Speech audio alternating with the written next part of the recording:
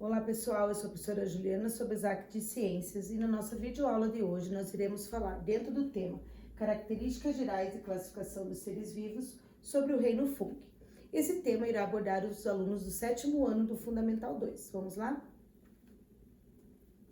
O objetivo da nossa aula será conhecer o sistema de classificação dos seres vivos para o entendimento dos grupamentos taxonômicos, identificar e diferenciar vírus, bactérias, protozoários e fungos a partir de suas características, bem como conhecer as relações ecológicas estabelecidas por eles e as doenças relacionadas.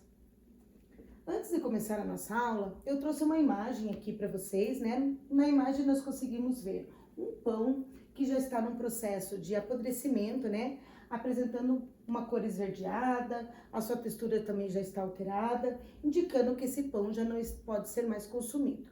Mas o que acontece com os alimentos que eles estragam?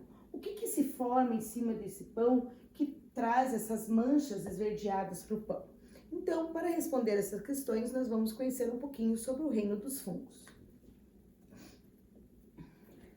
Bom, característica dos fungos. Os fungos são organismos eucariontes, ou seja, suas células, elas contêm um compartimento onde fica armazenado o material genético, o DNA. Diferente, por exemplo, das células das bactérias, onde o material genético não tem esse compartimento e ele fica solto pelo citoplasma. Então, tornando os fungos seres eucariontes. Os fungos podem ser tanto unicelulares, que é o caso das leveduras, né, que são essas bolinhas que nós vemos na imagem, essas bolinhas que representam, né, a imagem ampliada por um microscópio de micro-organismos. Então, elas só são vistas, né, só podem ser vistas quando elas são aumentadas por um aparelho. Já os fungos pluricelulares, como nós temos aqui na imagem, nós conhecemos os cogumelos, né? E também o mofo e o bolor. Olha aqui quem aparece para nós. O pão, né? Que nós trouxemos lá na primeira imagem. Então, esse organismo que cresce em cima do pão, ele é um fungo, né? Conhecido como mofo ou bolor. Então, o fungo, ele irá se desenvolver nos alimentos para que ele possa se alimentar. A partir disso, nós temos então os fungos como organismos heterótrofos, ou seja, como eles não fazem o próprio alimento, não fazem a fotossíntese, eles precisam buscar esse alimento na natureza ou no ambiente onde eles estão. No caso aqui, o pão serviu de alimento para esse mofo ou bolor. A célula dos fungos. As células dos fungos apresentam uma parede celular externa, que fica em volta da membrana plasmática. Essa estrutura, chamada de parede celular, ela é composta de uma substância chamada quitina, que vai lhe conferir mais rigidez e resistência, protegendo a célula dos fungos. Nos fungos pluricelulares, as células elas se juntam e formam pequenos filamentos, como se fosse um fiozinho de algodão, chamados de hifas. E o conjunto dessas hifas forma um micélio, como nós vamos ver na imagem a seguir. Aqui nós temos então representando, né, as hifas, esse emaranhado de fios, e o conjunto desses fios chama-se micélio. Lá na natureza, essa estrutura, as hifas e o micélio, ela fica embaixo da terra, né, junto com o solo, nas raízes das plantas, então a gente quase não consegue ver. O que nós vemos, que é o cogumelo, na verdade, é uma estrutura de reprodução dos fungos. E ele vai aparecer em algumas espécies, né, como no caso desse fungo aqui, na época da reprodução. Então, o cogumelo, quando ele aparece, ele tem vários, como se fosse um pozinho por cima dele, que são os esporos, que serão espalhados, né, de diversas formas, pelo vento ou por outros fatores, que irão espalhar esses esporos, fazendo com que o fungo possa se desenvolver em outros ambientes. Alimentação dos fungos.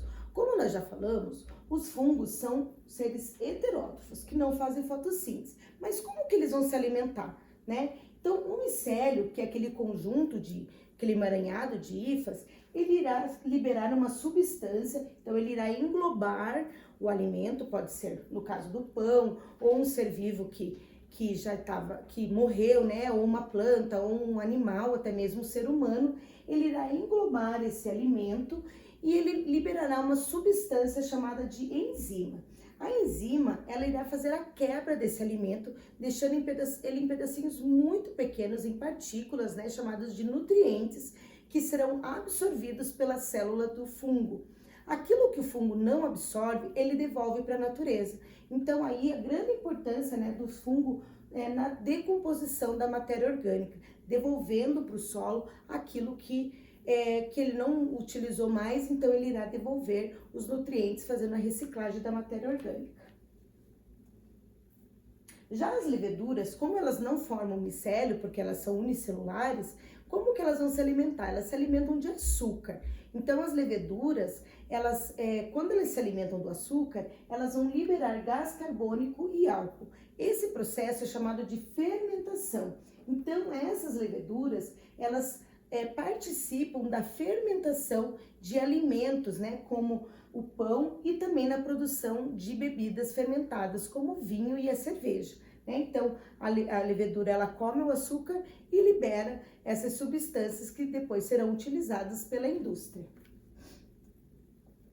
Classificação dos fungos. Os fungos, existem aproximadamente 100 mil espécies de fungos, e eles são classificados de acordo com a forma do seu corpo. Então, no caso do mofo e bolor, eles são classificados como zigomicetos. Os cogumelos, basidiomicetos, as leveduras, os ascomicetos, e os fungos aquáticos, que nós não citamos, né? Nós não mostramos aqui, mas temos que citar eles, né? Que são os quitridiomicetos, tá? Então, são fungos aquáticos que são encontrados, né? Então, não no ambiente que a gente está acostumado a ver. Tá? Mas é importante lembrar que eles também existem. A importância dos fungos. Bom, os fungos, eles têm, como nós já falamos, eles têm um papel muito importante na decomposição da matéria orgânica, participando, né, no equilíbrio do ecossistema dentro das cadeias alimentares. Os fungos também servem de alimentos, né? Nós, seres humanos, né, temos também o costume de nos alimentarmos dos cogumelos. Existem mais de 200 tipos de cogumelos. O mais conhecido é o champignon, né, que a gente está acostumado aí a comer na pizza ou no estrogonofe, mas existem uma variedade muito grande de cogumelos, alguns são muito raros, né, tem um valor agregado bem alto, mas que podem ser consumidos. Lembrando que nem todos os cogumelos podem ser consumidos. Existem cogumelos que podem ser tóxicos, né, inclusive causar uma série de problemas. Então, por isso que é sempre importante consumir um cogumelo que a gente saiba a sua procedência. Outra importância do processo de fermentação, que nós vimos na fabricação de pães e bebidas fermentadas, na produção de queijo, no caso o queijo gorgonzola, que é aquele queijo que tem umas manchas esverdeadas, aquilo também é um fungo, né, só que é um fungo produzido junto com o queijo, né, que pode ser consumido. E ele vai, então, realçar o sabor, dar um sabor muito característico desse queijo, né, tornando ele muito especial.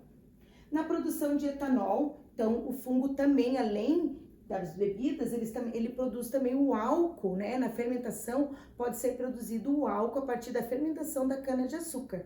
Então, nesse processo, libera-se o etanol, né, esse álcool, que depois irá passar por um processo, né, para ser comercializados nos postos de gasolina.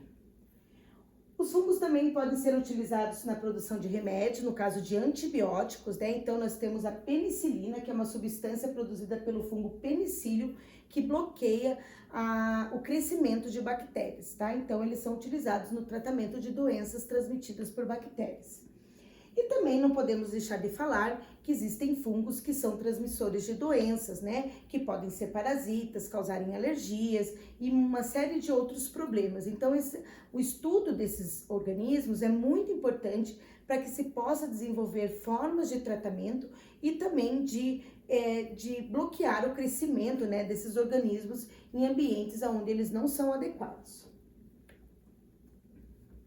Para finalizar a nossa aula, eu trouxe uma proposta de uma atividade que é uma cultura de fungo no pão, né? Então, vamos fazer aquele pão que nós vimos lá no comecinho da nossa aula. Para isso, nós iremos utilizar 3 fatias de pão. Cada fatia nós iremos umedecer com um pouquinho de água, né? para que ela possa, criar um ambiente que o fungo goste, né? Então, fungos, eles gostam de ambientes bem úmidos, ambientes mais quentinhos, então é o ambiente que a gente vai tentar reproduzir ali do fungo. Cada pãozinho desse nós iremos colocar dentro de um saquinho de plástico separado. Então, nós iremos primeiro umedecer e depois nós iremos deixar esse pão exposto, né? Pelo menos por uns 10, 15 minutos, para que se haja algum fungo no ambiente, ele possa entrar em contato com o pão. E depois nós iremos colocar eles no saquinho. O primeiro saquinho nós vamos deixar ele na luz, no ambiente claro. O segundo fatia de pão, nós iremos colocar dentro de uma caixa, num ambiente escuro. E o último, nós iremos colocar na geladeira. Após uma semana, nós iremos observar o que aconteceu com esse pão. Qual pão houve o maior crescimento de fungo, qual houve o momento que não houve, ou se houve menos o crescimento de fungos. E vamos entender, então, qual que é o melhor ambiente que o fungo gosta de se desenvolver. Para finalizar, então, nossa aula, hoje nós pudemos concluir que os fungos são seres vivos heterótrofos que fazem decomposição ou fermentação dos alimentos e que, apesar de trazerem benefícios como medicina, indústria e culinária, eles também podem trazer prejuízos e causar doenças aos seres humanos. Por hoje é só, muito obrigada e até a próxima.